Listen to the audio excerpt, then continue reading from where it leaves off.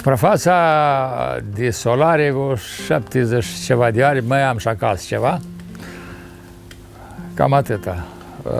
Și cam ce cultivați? Pe ce sunteți O- concentrat? 30 de soi de gogoșar și vreo 25 de soi de ardei grase. Plante medicinale, castravetele de iarnă pentru prostată, lufa sau burete vegetal, castravetele șarpe, pepenele de mere, anul ăsta, plus alte minunățări. Am niște soi de roșii aduse de prin Ucraina, l-am pus molectiv, o 4 fiere de fiecare, să văd cum se comportă. Și plus vreo 45 de soi de tomate. Nu le-am pus toate, că n-am avut cu cine pune. Și cam atâta. Aici deocamdată. Văd 25 de soi de vinete,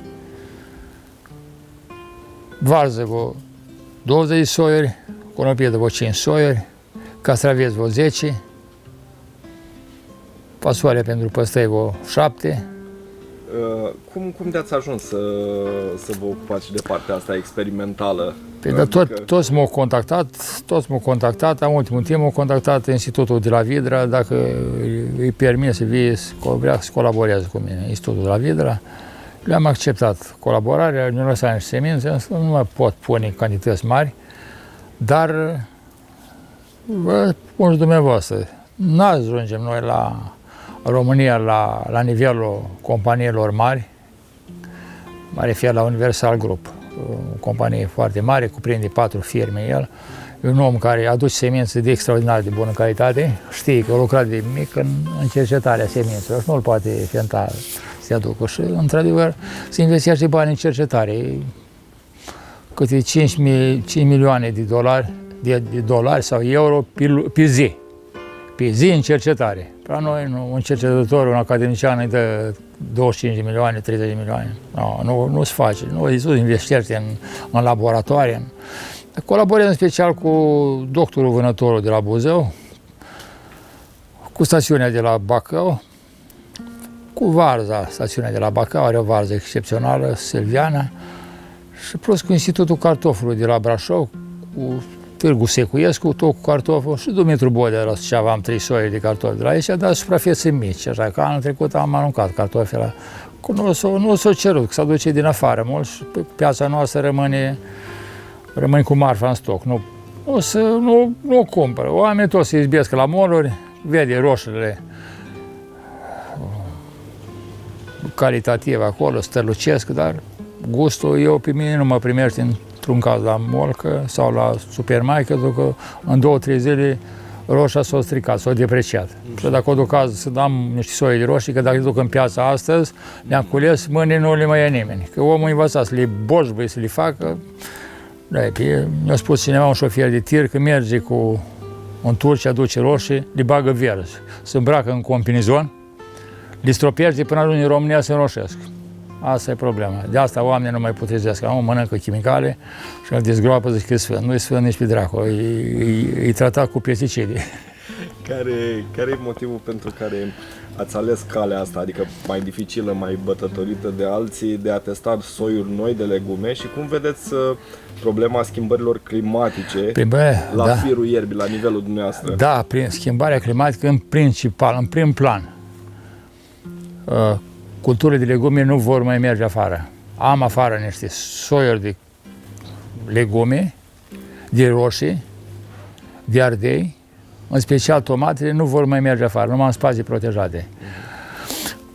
În atmosferă se emană ceva, după o ploaie gata se mânează tomatele. Schimbările climatice bag căldură prea mare, stresul ăsta nu e bun, inclusiv pentru plante.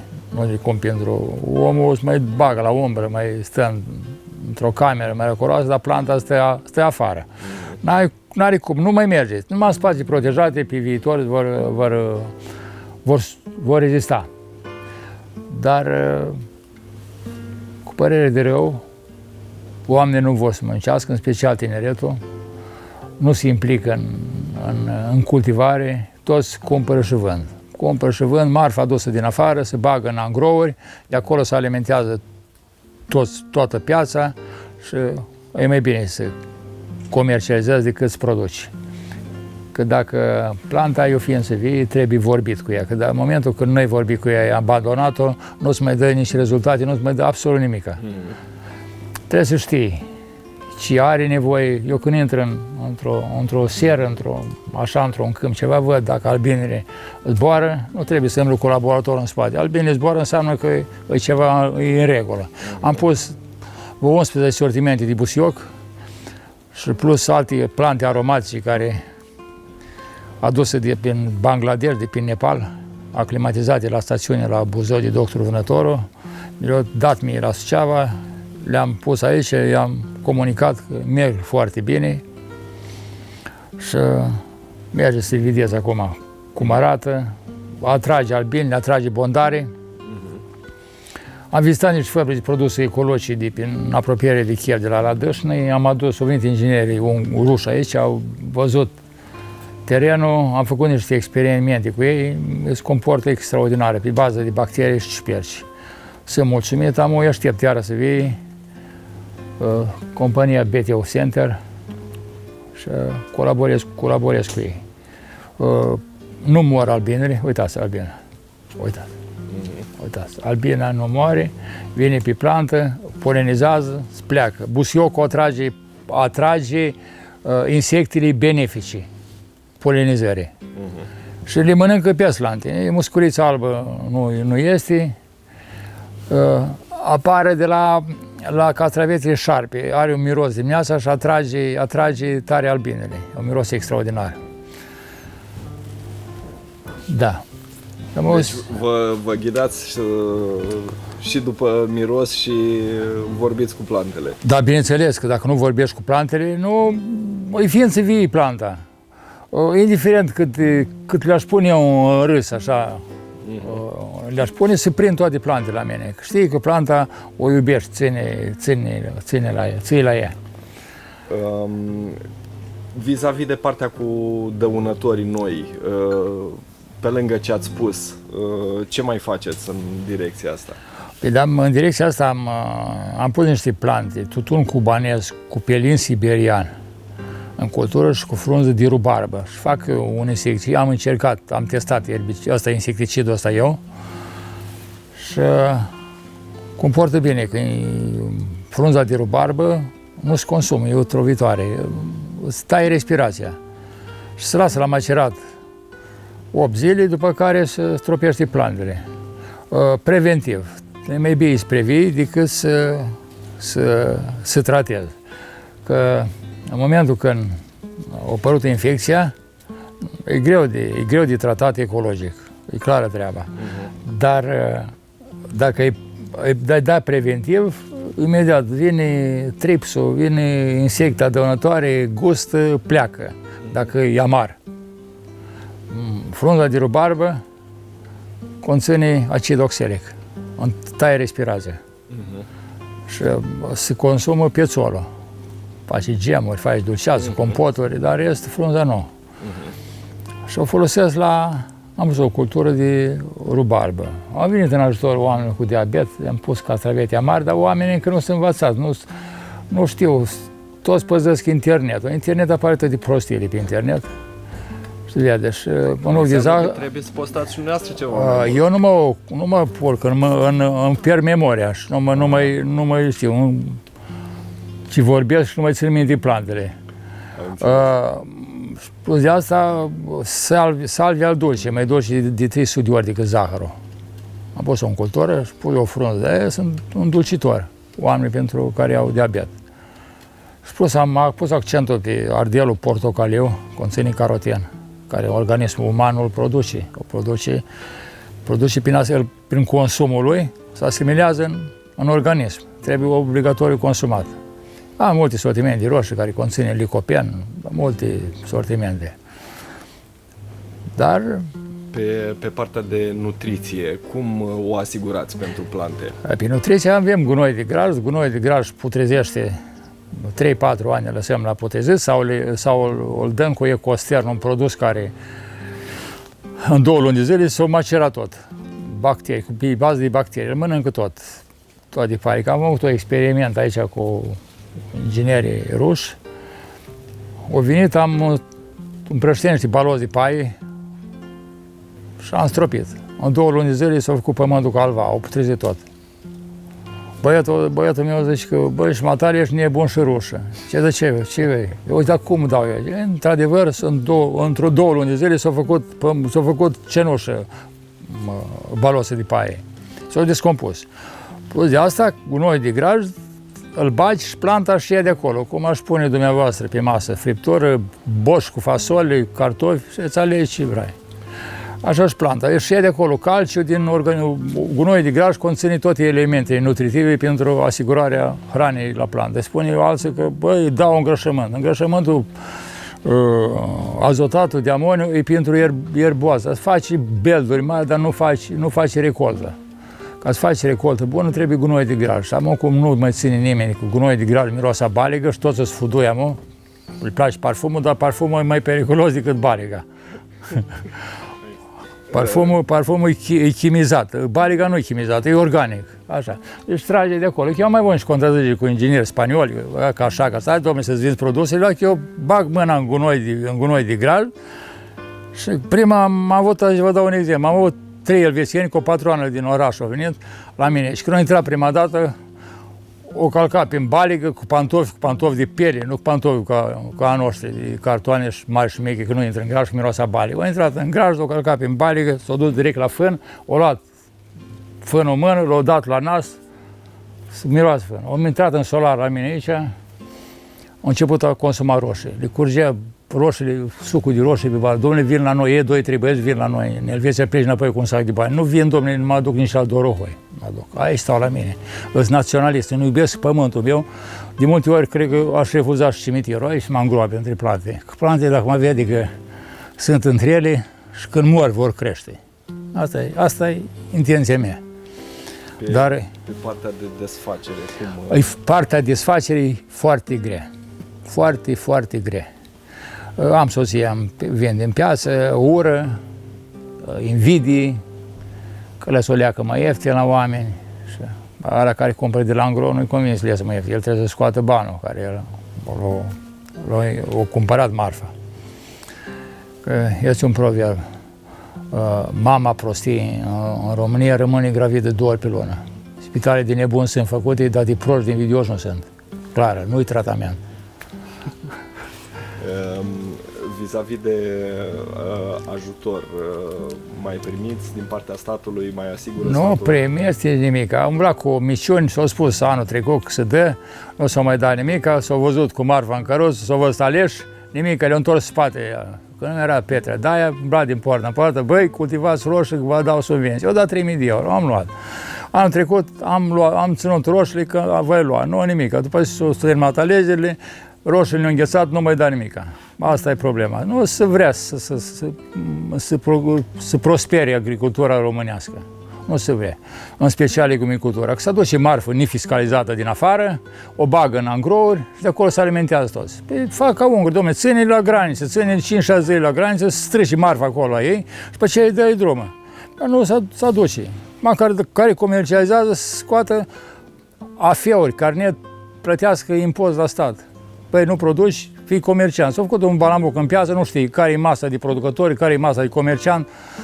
Toți se uită la mine. Nu vine nimeni, eu vin la direcția agricolă, s-a uitat, e frumos, atât. Face o piață pentru micii producători, nu se face nimic. Se văd cu scaunele înscaunați acolo, nu interesează bine. Nu m-a venit și m-a întrebat, a venit de la Vidra, de la 650 de km a venit, mă vadă să colaborez cu ei, restul nu vine nimic. Au făcut pentru 2000 de euro, să spunem că va da, spunem, nu știi, cu semnul întrebării, că 2 noiembrie, 2 decembrie, dă niște friguri, cantitatea de ardei grași și capia, exclus gogoșaie și ardei ius. Ăștia fac parte din cultura mare, din cultura porumbului, că sunt oameni competenți în funcție acolo la Ministerul Agriculturii. Niște oameni care n-au ce căuta acolo. Trebuie oameni în domeniu ca să poată să dea seama ce produci oamenii și ce nevoie au oamenii agricultorii. Dar rămâne cu semnul întrebării. 1700 de kilograme la 10 ani, 1000 de metri pătrați, se predă în perioada sau cu acte justificative. S-au băgat în trei instituții care te controlează. Una e APA, să măsoare cu GPS-ul dacă ai suprafața. Unul, Direcția Agricolă să se evaluează cantitatea care, dacă poți să o recoltezi sau nu. Și a treilea instituție controlează cu ce ai stropit plantele. Motivii ca să nu-ți poate da, să nu te încadrezi. Dar nu te-ai încadrat în două, nu te încadrezi într-a treia. Eu sunt sigur că mă încadrez, am să iau un generator de la abator, deci ca un turn de căldură, ca o turnul de căldură mare și am să respect. Să văd dacă într-adevăr sunt de cuvânt. Eu cred că nu sunt de cuvânt, că nu sunt oameni. Aștept pe ministrul secretar de stat, Marius Micu, să vie, lună vine în concediu și îl chem la mine să-i arăt ce produce un pensionar. I-am spus, domnule, dați bani la care produce, nu dați subvenție iurea. Iei mașină, du-i acasă, cere titlul de proprietate, să nu te ducă la altă gospodărie să vadă. În momentul când ai văzut care posibilitatea de a comercializa pe piață, dă-i carnet de producător și subvenționează. Că așa se face, așa încurajează tineretul, altfel nu încurajează. Încurajează vânzare, cumpără la îngros și vinde, vine ăștia de la Iași, de la Târgu Frumos, produci niște babe, ghemeri și produci, tu nu produci nimica. Cumperi marfă din agro și la ora 3 pleci în agro, îl pus marfa pe masă, producător. Și acolo se izbesc românii, fiindcă n-au. Vorba lui Valeriu Tablu, că vine la mine aici. Domnul Vasile, nu mai luăm de oameni vinovați, cumpărătorul. Trebuie să vii la poarta fermei, îți va dunie. N-au posibilitatea toți, dar de unul din altul. Ieri a venit cineva de la Iași, niște persoane, doctori și-au luat vinde și ardei graș. Deci au bătut drumul de la Iași până aici. Și aici, din Dumbrăveni, de aproape, nu știu că există o fermă aici. Fiindcă tot îți iau telefonul și televizorul. Și asta e problema, nu iau din casă. Nu ca mine, stai între la ora 5. Dacă am plecat în oraș, vă mai dau un exemplu, am plecat în oraș dimineața, la ora 7, 8 și mă întorc înapoi la prânz. S-a obosit, parcă am lucrat o săptămână. Dar dacă mă scol la ora 5 și mă duc la ora 10 acasă, mă simt odihnit între plante. Plantele îmi emană energie. Oamenii emană lene și invidii. Asta fac oamenii. Altfel n-am nimic. Vorbesc cu ele, mă uit la ele așa frumos, eu când vin dimineața, mă uit, văd care e treaba, ce mai este, cum se plăte. Aici trebuiau copilite, defișate. Înțelegi? Le-am pus o plasă aici ca să nu se ducă în stânga, în dreapta, dar tot s-o dus. Trebuiau copilite ridicate sus, dar n-ai cu cine. N-ai cu cine. Trebuie și specialiști ca să copilească ardealul, că să rupi, să legi două brațe. Asta trebuie făcut, ca să nu consumi hrana. La roșă, la fel, trebuie, după ce s-au ridicat roșile mari, așa, la 70-80 cm de sol trebuie rupte frunze, că ele frunze bătrâne nu mai produc nimica. Consumă hrana plante degeaba. Asta e. Asta e muncă. Muncă? Care mulți fug. Fug. Bacă e cald, bacă e una, bacă e alta. Asta e problema. Nu, în solar nu. Afară, dacă îi pui afară, urmărește umbra. Ce dracu să faci? Pui un rând de copaci, printre echipăruși și stai la umbră. Și o umbrelă mobilă să plătesc cineva ca să plimbi cu umbrela după ei. Răsadurile le produceți dumneavoastră? Da, eu le produc ca să știu ce dau la om. Semințele de la institut, de la Vidra, de la marile companii, am încercat să... Sunt și soiuri pe care le păstrați? Da. Semințe de la an, nu? Da. Dar sunt... Da, m-am binecuvânătorul de la Buzău și plec la Buzău și eu sămânță certificată, analizată, dar problema e că și sămânța asta trebuie cumva păstrat într-un mediu și pusă ca să nu se polenizeze una cu alta și să fiți atenți. Nu combinații între soiuri. Să nu iei roșii de manate, știi? Asta e problema. Da, eliberate de toate bolile. Oamenii nu știu, că oamenii iau sămânță, aia roșie stricată, o dau jos o bucată și aia scos sămânța. Ei transmit infecția. Dumneata, dacă ai venit din solar, dumneata cu infecția și ai intrat la mine, gata. Și încă o... Începeți când? Începeți primăvara? Depinde în timp, în februarie. Februarie, de Da, regulă? da.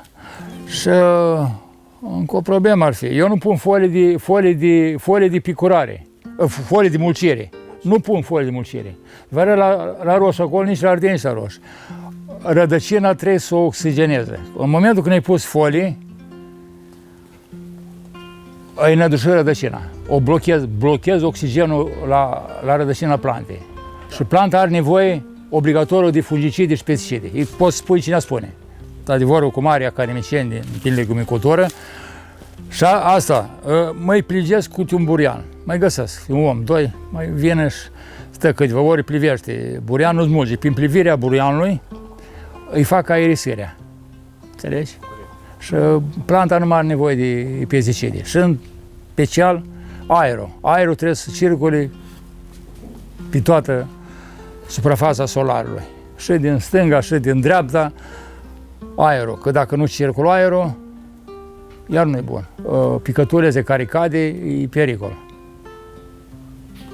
Aici e cam în câmp, e cam periculos.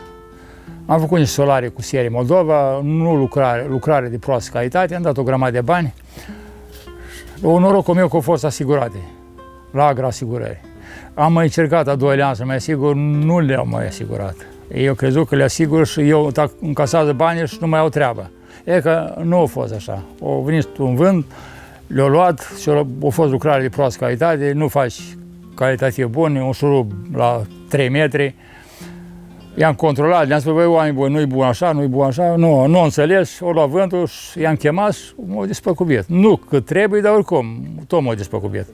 Și i-am mai chemat, mai fac o altă asigurare, nu mai vrut. Ei caută, se asigure, dar să nu dea bani. Spre doritori, vindeți doar produsul finit sau vindeți și răsaduri? Și răsaduri. Da, răsaduri. Răsaduri. Încerc să mă limitez cât pot eu lucra, că nu este. Aici, la legumicultura, cum vă spun eu, e ceasă lucrării agriculturii. Fiecare sortiment de plantă e cu bolile lor, sunt multe sortimente, e castraveți, e vânăt, ardel, gogoșar, astea se cuprind în... Toate lucrările trebuie făcute la timp. Toate lucrările trebuie făcute la timp. Da.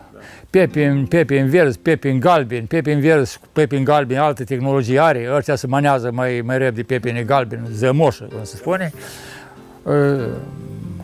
Harbulul sau pepe în verzi, altă tehnologie, trebuie aleși hibrizi care e rezistenți la temperaturile astea înalte, ori vezi că noaptea e prea frig, ziua e prea cald, știi, diferențele astea, stresul ăsta termic e foarte, foarte periculos. Planta suferă.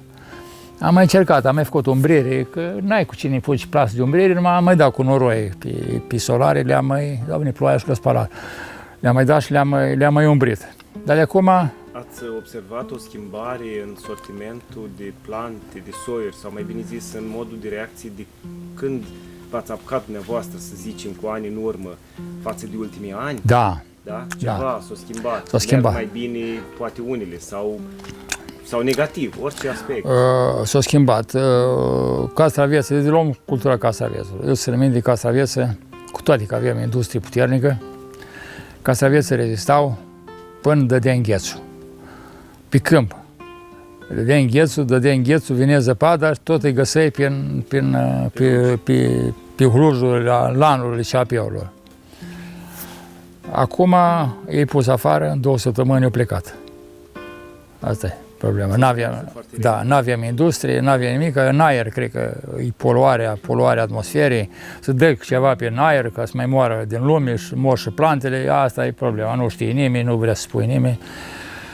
Asta e globalizarea, ce să mai vorbim altceva. Asta se urmărește. Aveți soiuri românești? Am și soi românești, am cu totul soi românești, în jur de peste 100 de soi românești. Deci, soi românești semințele aduse din zone, plantele medicinale mă refer, aduse din zone sălbatice, de prin Nepal, de Bangladesh, India și făcute la Buzău. La Buzău, lucrați mult ani de cercetare, ele aduse la un nivel, o plantă dacă o iei și aduci sămânță de pe o altă țară și o pui, trebuie să-i vezi cum se comportă. O ții vadă cum merge, o pui în laborator, vezi, o cultivă 2 ani la rând, vezi deficiență are, nu iasă strâmbă, nu iasă, ca să fie ameliorare. Ameliorarea se lucrează mult, se lucrează peste 10 ani. Scoți un soi, gata, ai pus planta, ai luat sămânța și nu, lucrează mult timp, după ce urmează să vadă dacă merge aclimatizarea în zone respective. La Buzău mi-au dat soi Lophanthus anistus, adus din India, din zona sălbatică, l-au făcut la Buzău, a lucrat la el vreo 10 ani și e brevetat soi românesc acum, Lophanthus anistus, a 4-a plantă medicinală din lume care n-ai nevoie de zepan să te liniștească, cum vă spun eu, te calmează, a 4-a plantă medicinală din lume și plus de asta previne Alzheimer-ul, așa, și plus sideritis cardica sau mursalski ceai.